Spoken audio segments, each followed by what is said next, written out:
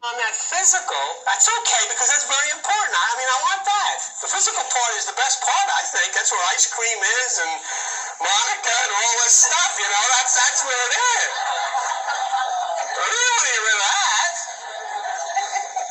Because as bad as Bubba looks, I mean, he haven't really had a good time, you know. And so, I mean, the heck with it, you know.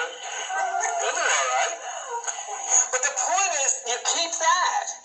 And that's fine, you have to keep that. But don't cut off the other very important part.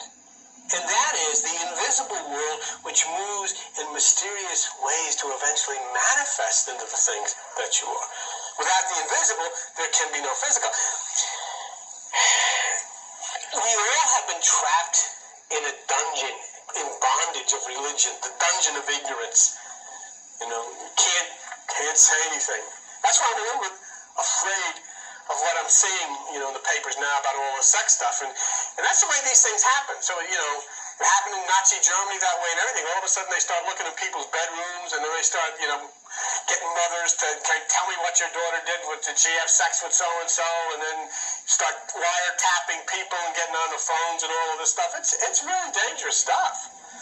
And that's what they do, and that's exactly the way it happened over there. And everybody said, no, that's nothing, we're just trying to keep law and order. No, those are not.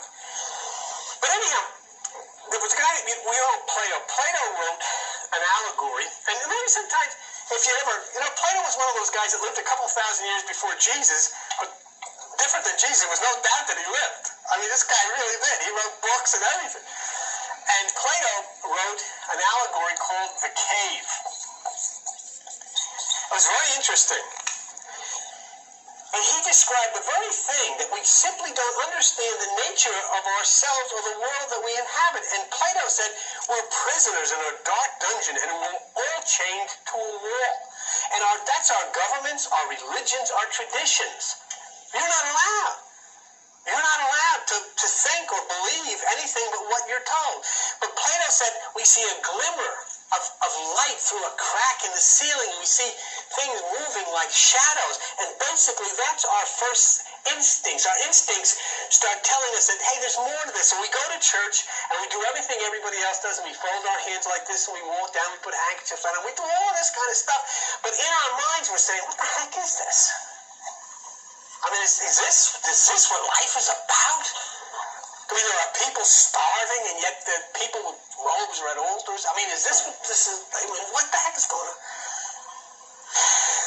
But we have a reluctance to say anything because we're afraid that if we say anything, our captors will